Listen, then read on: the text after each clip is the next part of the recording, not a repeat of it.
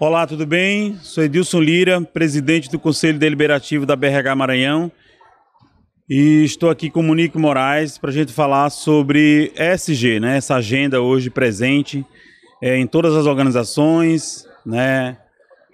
Em todos os níveis de negócio. A gente vê hoje a questão do ESG presente, né? Uma realidade nas organizações e tem despertado muito todas as principais empresas. E eu acredito que isso é um movimento, né, que veio para ficar. Com certeza. E com certeza contribui para melhorar as relações nas organizações, a melhorar as relações das organizações com o entorno, né, com o meio ambiente, né, com a transformação social. Então, Monique, eu gostaria que você falasse um pouco, né, desse seu trabalho, dentro desse contexto, esse cenário de ESG, por favor.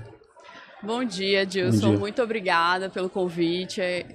Estou muito feliz de estar aqui conversando contigo nesse evento de RH, que a gente está conversando muito sobre as lideranças na era da sustentabilidade, né? E eu tenho uma consultoria chamada Sucausa Me Causa. A gente foca nesse desenvolvimento desse protagonismo de impacto socioambiental. Desde quando a gente nasceu lá em 2017, esse sempre foi o nosso cerne, sempre foi a ideia de desenvolver esse protagonismo das lideranças locais. E o que a gente percebe é que o ESG, como você falou, ele veio para ficar, ele não é uma modinha como algumas pessoas pensam. E muito isso por conta da construção histórica que a gente vê nos últimos 20 anos, dessas mudanças que a gente vê no meio ambiental. A gente está aí vivendo uma mudança climática, a gente está vivendo uma movimentação política e social que precisa que a gente invista para combater desigualdades, para combater as agressões ao meio ambiente e dentro também do setor corporativo as questões de governança, né? Porque a gente precisa que as leis e as regras dentro da própria empresa, elas mantenham a integridade e a ética. Então, o nosso trabalho, diretamente, ele tem muito a ver com projetos de impacto socioambiental. Então, a gente tem produtos que são para treinar as lideranças internas do setor corporativo, aquelas lideranças que estão precisando realmente lidar no dia a dia com essas questões. Então, a gente traz ali o nosso produto mais educacional.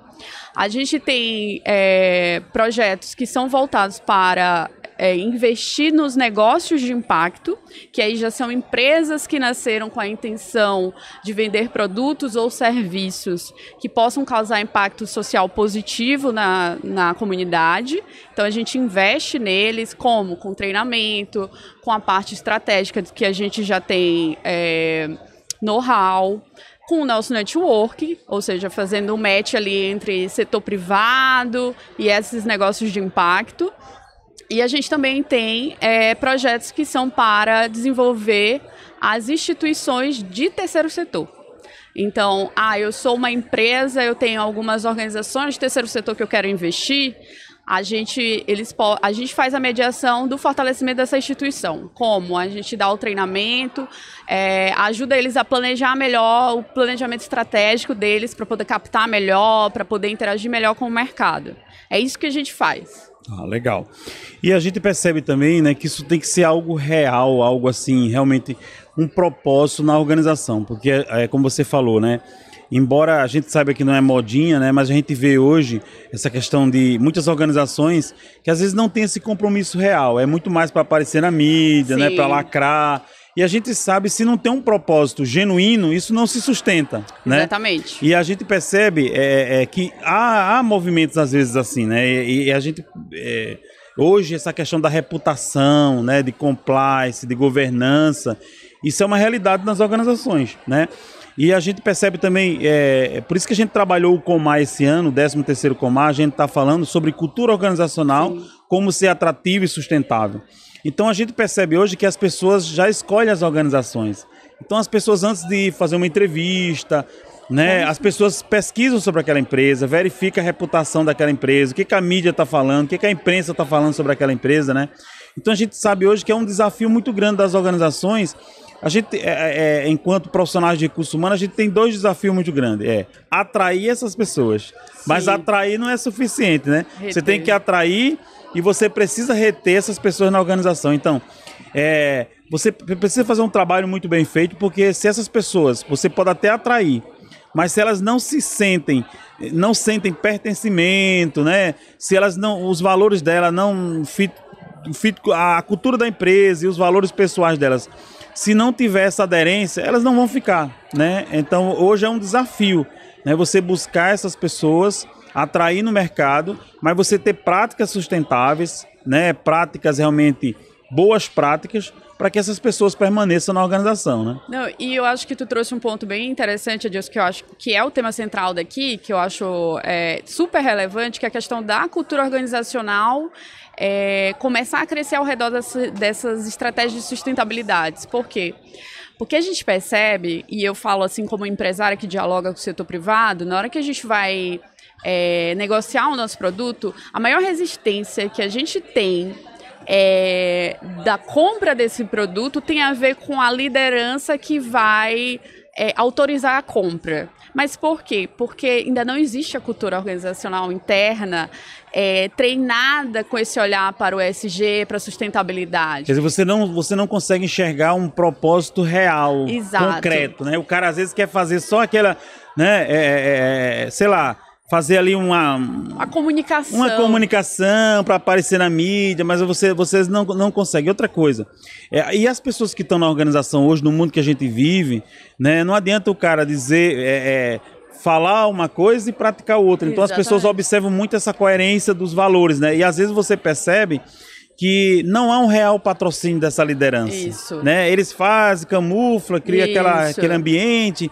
para fazer uma notinha, aquela coisa toda, mas você não sente um real propósito, né? Um comprometimento com a causa mesmo, assim. Exatamente. Aí o que acontece quando isso acontece? Quando não tem um comprometimento, principalmente da liderança, quando a empresa não compra, o público interno não compra a ideia da sustentabilidade, do ESG. Aí eles começam a comunicar que a empresa, não, porque agora a gente tem um projeto que investe no meio ambiente. Aí começa a comunicar, aí vira aquele negócio que a gente chama hoje em dia, que é o greenwash, que é péssimo, porque aí tu lança uma campanha, diz que é ambiental, aí vem alguém, descobre que não é, aí vai para a mídia, aí o que isso acarreta? Acarreta sérios problemas para tua cultura de valor, tua imagem, a questão a reputação, brand, né? A marca empregadora. A marca empregadora, o teu valor para o mercado cai. Então, assim, qual é o primeiro passo que a gente que trabalha com ESG, a gente percebe e a gente bate muito? Tem que começar internamente. Não adianta querer... O por fora não resolve... porque não vai agregar. Cara, muito bacana esse aspecto que tu falou. Teve uma palestra agora, a primeira palestra, onde o palestrante, o Guilherme Guimarães, ele falou uma coisa muito legal. Na maioria, ou quase sempre, o problema da empresa não está de fora para dentro, mas às vezes é de dentro para fora. Exato. Né? Então, assim, falta esse real compromisso, né, de vivenciar isso, né, de se tornar uma realidade na organização. E hoje as pessoas observam muito isso, né, observam essa coerência da liderança, né. Às vezes a gente vê, teve até uma palestra muito legal também sobre essa questão da liderança inclusiva. As pessoas querem ver evidências. Exato. Né? Então, assim, isso precisa ser mostrado através de evidência, né, de comportamento não só do comportamento desses líderes, mas da organização como um todo, no tratamento, né, desde o momento que as pessoas chegam na empresa, um onboard muito bem feito, né, então tudo isso mostra, né, e faz as pessoas realmente comprarem essa marca. Porque às vezes a gente vê pessoas, eu sou da área de consultoria, né? Mas a minha área é mais da área de consultoria de recrutamento e seleção, headhunt e tal. E às vezes a empresa investe, é feito todo um processo, a gente contrata as pessoas dentro de todo aquela soft skill, aquela coisa toda que a empresa pede. E aí o cara entrou, foi escolhido, um mês depois, aí ele vem a empresa. Não ficou, gostou. Tal. E às vezes a gente vai conversar com a pessoa, né, pra gente entender, poxa, foi um erro da consultoria, nós erramos, tal, aquela coisa toda. E a gente percebe, às vezes a gente vê muitos candidatos responderem pra gente, não é nada daquilo que prometeram. Sim. Né? Então, a gente, né, não é nada daquilo que falaram, quer dizer, na hora da entrevista, aqueles gestores, aqueles líderes, né, faz aquela coisa para encantar aquele candidato, aquela coisa toda, para seduzir, né?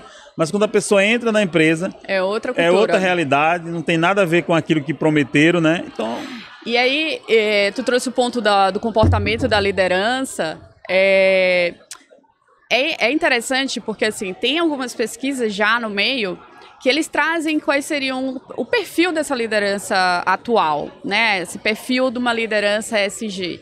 E aí a gente percebe que tem muito a ver com escutativa, tem muito a ver com o pensamento inclusivo, ou seja, uma pessoa que prega a diversidade dentro da sua equipe. E aí eu não estou falando da empresa pregar a diversidade, a gente está falando do líder ter esse pensamento inclusivo, né?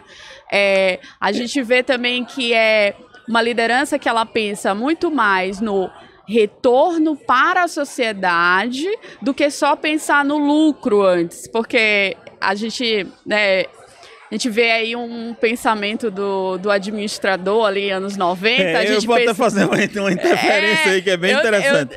Eu imagino, a gente ainda tem muita aquela discussão, mas a empresa tem que só gerar lucro e tal, não sei o quê. Eu já sou da geração aí de algum... Eu formei em 2014 e desde essa época o pessoal já estava um pouco batendo nessa história, né? E eu acho que nesses últimos 10 anos tem muito essa conversa do... Claro que a gente vai pensar no lucro, óbvio. Porém, a gente também tem que pensar na nossa responsabilidade como gestor de o que a gente está gerando de valor para a sociedade e para o meio ambiente. E aí a gente tem alguns exemplos. Eu não sei se o senhor já conhece o exemplo, por exemplo, da empresa Patagônia, que o CEO deles, ele criou uma empresa que é muito voltada para moda de aventura, mas eles pregam muito a sustentabilidade. Inclusive, ele incentiva, às vezes, os clientes dele a não ficarem comprando sempre. Ele incentiva a trazer de volta, mandar de volta para a loja para ajeitarem o que der defeito, para eles não terem que comprar de novo. Entendi. Isso é um assunto bem complexo, né? A gente poderia passar o dia inteiro falando aqui sobre isso, mas tem um tempo, né? Mas eu vejo também o seguinte, é claro que a gente precisa pensar em sustentabilidade, mas eu acho que sustentabilidade também, porque às vezes a gente vê as pessoas pensando sobre isso, sobre SG, muito num viés de ativismo. Eu acho que não é isso. Eu acho que isso tem que estar presente, mas existe um negócio na organização chamado resultado. Não, com certeza. Então, quer dizer, eu tenho que ter essa prática, mas essa prática ela tem que estar conectada com o core business, com o negócio da empresa. Isso precisa ser sustentável e gerar resultado também. Sim. Porque não adianta, porque se eu não tenho resultado gerado na companhia, né? Em algum momento, algumas ações ou estratégias vai ter que a empresa volta atrás. Por quê? Porque não consegue manter, dar prosseguimento, aquela coisa toda. Então, isso é uma coisa hoje que precisa pensar. Agora, claro, dentro de todo esse contexto, né? Mas é uma realidade, está presente. Presente nas organizações. Monique, eu quero agradecer a você, tá bom? Por esse momento. E é um privilégio para a BRH lhe receber e a gente discutir sobre toda essa temática, tá bom? Tá. Muito obrigado, viu? Obrigada, Adilson, pelo convite. Obrigado, Sebrae, também, que me convidou para estar aqui. Maravilha. E eu espero que a gente tenha novas oportunidades de discutir sobre esse caminho do ESG nas organizações. Inclusive, agora está tendo até um fórum nacional da BRH Brasil em São Paulo, dia 28, que é só sobre ESG. Eu já fui esse eu não vou conseguir ir, mas muito bacana. Tá bom? Então. Obrigado, querida. Obrigada.